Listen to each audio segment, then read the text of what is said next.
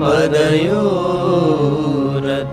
महादेव आपके चरणों में प्रेम समर्पित करते हुए प्रसन्न बुद्धि से प्रसन्नता पूर्वक शिव महापण भगवान को हम प्रणाम करते हैं। और भगवान महर्षि वेदव्यास जी ने कहा है कि जो कोई मनुष्य भगवान महादेव की कथा श्रवण करते हैं, इस मनुष्य सभी आदि व्याधि उपाधि ताप संताप में से मुक्त हो जाएगा। कोई भी मनुष्य धन्य शिव महापण से कथा परम पावन यस्य श्रवण मात्रण। कोई भी मनुष्य यहाँ जाति ज्ञाति वर्ण भेद ऐसा कोई भाव प्रकट नहीं किया, किसी को ऊंच भी नहीं कहा, किसी को नीच भी नहीं कहा, क्योंकि भगवान शिव जी सबके हैं। और भगवान महादेव के दरबार में सबका स्वीकार है। भगवान शिव जी सबका स्वीकार करते। हम देखते हैं शिव जी के परिवार को, तो महादेव के साथ नंदी भी है, कूर्म भी है, और शिव जी के साथ पार्वती तो सिंह भी है, मूषक भी है, मयूर भी है, सर्प भी है, देव भी है, दूत भी है, भूत भी है। इसलिए जाति ज्ञाति वर्ण भेद ऐसा कोई भाव शिव जी के दरबार में नहीं है। शिव सिर्फ जीव का स्वीकार करते हैं, और जीव की कोई जाति नहीं है। ये पशु का जीव है, पक्षी का जीव है, ये पुरुष का जीव है, ये नारी का जीव है, ये जलचर जीव है, नभचर है, भूचर है, ऐसा कुछ भी नहीं। बस जीव तो जीव रहता है। इसलिए सभी जीवों का समान स्वीकार करने वाला कोई देव है तो भगवान महादेव है। शिव जैसी उदारता, शिव जैसी विशालता, शिव जैसा स्वीकार अन्य को देवताओं में कभी नहीं देख सकते। हमारी सनातनी परंपरा में श्रेष्ठ देवता कोई है तो महादेव जी हैं। और विश्व के कोई भी देवताओं को मूल को देखे तो सभी देवता महादेव का आराधन करते हैं। कोई भी देवताओं को उठाइए, कोई भी ऋषि की कथा आप श्रवण करें, सभी ऋषि भगवान महादेव की उपासना करते थे। विश्व के सभी देवता भगवान शंकर जी की उपासना करते हैं। सभी देवताओं के दूत भी शिव जी की उपासना करते हैं, और भूत भी भगवान शिव की उपासना करते हैं। लेकिन हमारी सनातन धर्म में सनातन के नीचे बहुत सारी विचारधारा प्रकट हुई, बहुत सारे विचारक हुए, बहुत सारे आचार्य हुए। उन्हें अपने अपने विचार को प्रकट करके बहुत सारे संप्रदायों की स्थापना की। और जिनके तरफ से विचार प्रकट हुआ वो संप्रदाय के आचार्य रहे, और संप्रदाय के वो धर्मगुरु रहे। और हमारे भारत देश के अंदर 20,000 से ज्यादा संप्रदाय हैं। अब कल्पना करें, कोई संप्रदाय नहीं था, कोई विचारधारा नहीं थी, तब क्या था और कौन था? वही भगवान शिव थे। इसीलिए राम जी के पूरे जीवन चरित्र को आप देखें तो राम जी निरंतर महादेव की उपासना करते रहे। द्वारकाधीश भगवान कृष्ण के जीवन चरित्र को सुन तो कृष्ण भगवान महादेव की उपासना करते रहे। कोई भी विश्व के ऋषि मुनि देवता सब भगवान शिव जी की ही साधना करते रहे। ब्रह्मा भी महादेव की साधना करते, विष्णु भी महादेव की साधना करते हैं। और सभी देवी, माता सरस्वती से लेकर माता लक्ष्मी से लेकर सभी देवती भगवान महादेव की उपासना करे, भगवान शिव की ही उपासना करते हैं।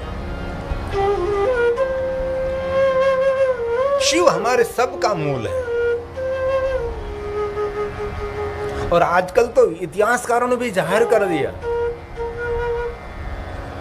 कोई भी देवी देवताओं की मूर्ति और अवतार परंपरा और संप्रदाय परंपरा नहीं थी, तब सब भगवान महादेव की उपासना करते थे।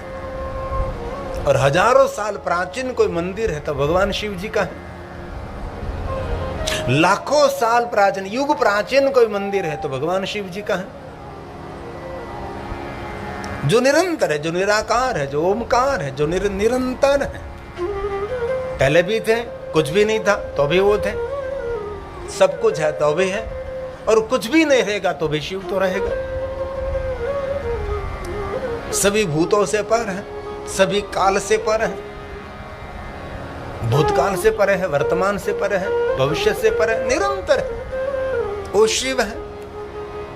लेकिन शिव के बारे में बहुत कम लोगों को कहा गया, और संप्रदाय के कारण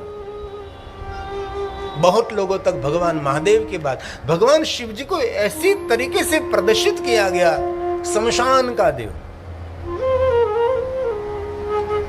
गांजा दुतोरा भांग पीने वाला देव, अघोरी जैसा विचित्र विचित्र देव के रूप में समाज के अंदर भगवान शिव जी को दर्शाया गया।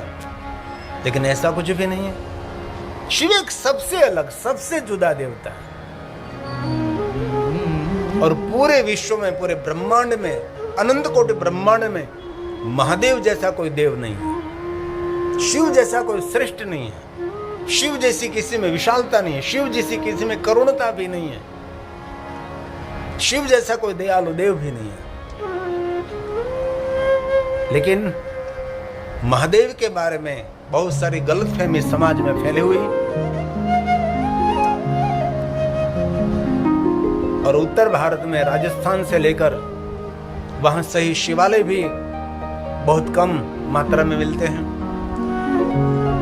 नहिवत शिवालय है, शिव स्थान है, यहाँ शिवालय नहीं है। शिवालय और शिव स्थान में बहुत बहुत बहुत फर्क है। शिवालय की यंत्र है, शिवालय एक मंत्र है, शिवालय एक मन को एकत्र करने, मन को एकाग्र करने का श्रेष्ठ एक मनोवैज्ञानिक स्थान है। और राजस्थान से लेकर उत्तर भारत ने बहुत सालों तक वेदना सहन की, गुलामी की, पराधीनता का बहुत सारा अनुभव किया। जो हमारी मूल परंपरा है दक्षिण भारत में जीवंत रही, उत्तर भारत में 700 साल तक यह प्रांत डिस्टर्ब रहा। बहुत सारे गैर हिंदुओं ने उस पर राज्य किया, बहुत कुछ बुला दिया, बहुत कुछ तोड़ दिया, हमारी परंपरा को पूरी डिस्टर्ब कर दी। इसलिए यहां राजस्थान में भी बहुत सारे शिव स्थान हैं, शिवालय बहुत कम है। कभी आपने प्रथम ज्योतिर्लिंग सोमनाथ महादेव को देखा होगा तो उसको कहते हैं शिवालय, जिसकी एक रचना होती है। और दक्षिण भारत में बहुत सारे ऐसे शिवालय हैं, लेकिन यहां सभी शिव स्थान है, शिवालय बहुत कम देखने को मिलता है। जो कोई प्राचीन होगा वो जरूर शिवालय होगा। इसलिए शिव महापुराण ग्रंथ में शिवालय की अद्भुत महिमा है। तो शिव महापुराण ग्रंथ को हमने प्रणाम किया प्रसन्न बुद्धि से, प्रसन्नता पूर्वक। अब भगवान महर्षि वेद व्यास जी शिव महापुराण ग्रंथ कथा सुनने की एक महिमा कहते हैं, इस ग्रंथ को श्रवण करने की क्या महिमा है। और ये भगवान व्यास जी की सुंदर रचना है। कथा सुनने से क्या मिलेगा, क्योंकि मनुष्य की ज्यादातर एक मानसिक राज है कि मुझे क्या मिलेगा। इसलिए शिव महापुराण ग्रंथ के प्रारंभ में ऐसी बहुत सारी महात्म्य कथा कही है, क्या मिलेगा